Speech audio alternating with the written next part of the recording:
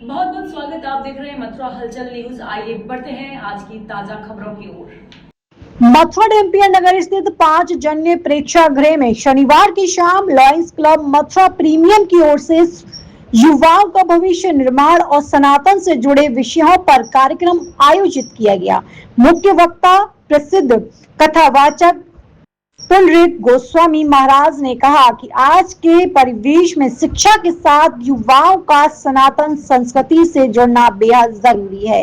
उन्होंने कहा कि मैंने संपूर्ण शिक्षा इसी उद्देश्य से ग्रहण की है ताकि आज का युवा जिस भाषा को समझता है उसी भाषा में श्रीमद् भागवत गीता के सूत्रों से उसे अवगत करा सकूं। उन्होंने आधुनिक शिक्षा के साथ गीता के सिद्धांतों को जमकर अपना कर चरित्र निर्माण और राष्ट्र सेवा पर जोर दिया। कार्यक्रम में जयपुरिया काना माखन एलिट एवं माउंटेन अकेडमी के छात्रों ने सनातन धर्म एवं आधुनिक जीवन शैली पर सवाल पूछे। उनका महाराज से तर्कसंगत उत्तर दिया कि इस अवसर पर संस्था के फाउंडर मोहित अग्रवाल, सचिन अग्रवाल, अध्यक्ष देवाशीष अग्रवाल, सचिव लव गुप्ता, कोषाध्यक्ष नीरज अग्रवाल एवं एमसीपी शुभांशु अग्रवाल सहित कई उद्यमी मौजूद रहे।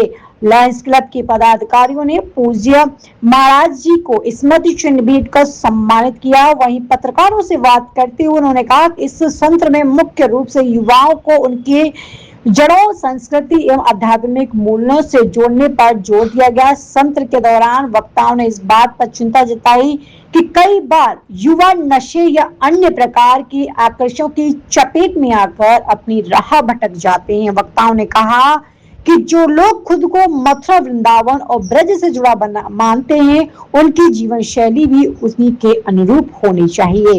यह उम्मीद की जाती है कि ब्रजवासी अपनी संस्कृति और मर्यादा का पालन करें और समाज में फैल रहे अपवादों से दूर रहें। इसके साथ ही कार्यक्रम में संविधान और धार्मिक भावनाओं के सम्मान की बात पर भी जोर दिया गया। वक्ताओं ने स्पष्ट किया कि देश का हर नागरिक और अपने संविधान का आदर करने के साथ ही किसी भी धर्म, विशेषकर राम और कृष्ण जैसी असंस्थाओं का अपमान न सहन करेगी। कार्यक्रम में एमएम युवाओं की उपस्थिति और सहभागिता पर संतोष व्यक्त करते हुए कहा गया कि देश की आर्थिक, धार्मिक और सामाजिक उन्नति के लिए युवा वर्ग का जागरूक और शिक्षित होना अत्यंत आवश्यक है।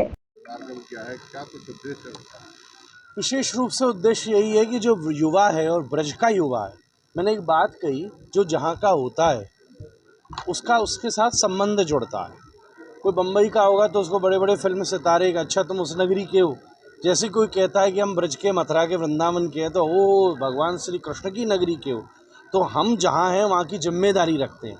तो आज का ये जो लाइफ मैनेजमेंट सूत्र का जो सत्र लॉयंस क्लब मथुरा के द्वारा आयोजित हुआ, सभी लोगों ने उसका लाभ लिया, स्टूडेंट्स थे।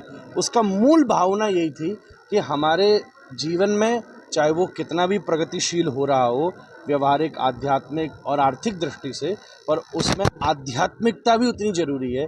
हम ठाकुर जी से जुड़े रहें और किसी भी प्रकार से धर्म, अर्थ, काम, मोक्ष जो हमारे शास्त्रों ने आदेश दिया है उसका पालन सब लोग कर सकें। युवा ब्रज का जागृत होकर जो कई जगह संबंध, नशे, इन प्रकार के आकर्षणों में जो डूब रहा है, कई सारे अपवाद समाज में फैल रहे हैं, कम से कम मथुरा के व्यक्ति से ऐसी अपेक्षा नहीं होनी चाहिए। क्योंकि हमको कहते ही कि हम मथुरावासी, वृंदावनवासी, ब्रजवासी हैं, सीधा नाम जुड़ता है राधा रानी और कृष्ण का। तो हमारी दिनचर्या, जीवन शैली भी उस ब्रज के अनुरूप होनी चाहिए और सब अपवादों से मुक्त होनी चाहिए। यही प्रयास था मूल। लगातार सनातन जो है निशाने पर है। संसद में पप्पू यादव ने विरोध किया, राम जी का अपमान किया। क्या क्या संदेश देना चाहते हैं? मेरा यही सार्थक निवेदन है। देखो, संविधान ये एकमात्र देश ऐसा है जो अपने धर्मशास्त्रों से भी ज़्यादा संविधान का सम्मान करता है। तो संविधान में आपको अपना मत रखने का अधिकार है, ये भी सही है, पर आप किसी की धार्मिक, आपको राम जी पसंद नहीं है, गेट आउट, हमें कोई प्रॉब्लम नहीं है, पर आप राम जी का अपमान नहीं कर सकते इस देश में रहते हुए। आपको सम्मान, आपकी श्रद्धा नहीं है, ये आपकी प्रॉब्लम है, पर अगर किसी की श्रद्धा है तो किसी भी परिवेश में आप उसका अपमान कर ही नहीं सकते। ये इस देश की आत्मा है, ये इस देश का स्वरूप है, आदर्श है, और मैं एक बात आपसे ये कहूँ कि देश को अलग अलग समस्याओं में रोक देने वाले व्यक्ति को हम कैसे मुखिया मान सकते हैं। ठीक है, जब अंग्रेजों का समय था, स्थिति खराब थी, तो विरोध में देश को रोका जाता था। मुझे ये लगता है कि देश को बढ़ाने वाले, बड़ी से बड़ी चीज़ों को, इस देश को प्रगतिशील बनाने वाले को हमें हर क्षेत्र में एजुकेशन, इंफ्रास्ट्रक्चर और आध्यात्मिकता के रूप में बढ़ाने वाला व्यक्ति ही मुखिया हो सकता है। राम को गाली देने वाला इस देश का वासी हो ही नहीं सकता।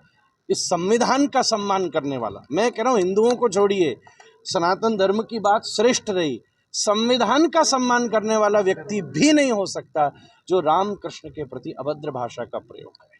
दिल्ली के जंतर मंतर पर युवाओं की स्थिति आपने देखी, क्या कुछ संदेश देना चाहेंगे? मैं तो उन युवाओं को जानता हूं कि उसी दिन मेरा जन्मदिन भी था और हम सब लोग बैठकर बड़ा उत्सव, उसी जंतर मंतर के 100 मीटर दूरी पर ताल कटोरा स्टेडियम है और वहां 5000 युवा मेरे साथ मौजूद थे उस दिन, कैपेसिटी से भी ज़्यादा उस जगह की। और हम लोगों ने राधा रमन लाल के भजन गाए, उनके शिक्षा संबंधी बातों को रखा, उनके जॉब, एम्प्लॉयमेंट, इन सब विषयों पर हमने उनको एजुकेट किया, एजुकेशन बढ़ाई। जो हम पाठशाला चलाते उसमें मैं तो उस युवा को जानता हूं जो युवा इस देश की आर्थिक, धार्मिक, सामाजिक उन्नति के लिए काम कर सकता है। जी, कंगना रनौत ने जो धरना प्रदर्शन किया था, कंगना रनौत ने कहा कि वो गटर की जनरेशन है। ये तो उनसे पूछना चाहिए, कई बार कमल भी उसी कीचड़ में खिला करता है। बयान दिया है कि शिव और ब्रह्मा को मतलब खतना किया है, वो लेकर क्या कहेंगे? क्या कह रहे हैं? शिव और ब्रह्मा का खतना किया है। हाँ, किसने बोला ये? मौलाना जजिस जैसे भगवान कृष्ण पर निशाना साधा था, उसने शिव पर निशाना साधा है, आपत्तिजनक बातें कही हैं। तो प्रसिद्धि के लिए कई बार लोगों की कई बार मति फिर जाती है, कुछ भी कह लेते हैं। पहली बात है कि शिव और ब्रह्मा शब्द संस्कृत का है, खतना शब्द ही संस्कृत का नहीं है। उनसे को पहले भाषा सीखें, फिर शास्त्रों पर संवाद करेंगे।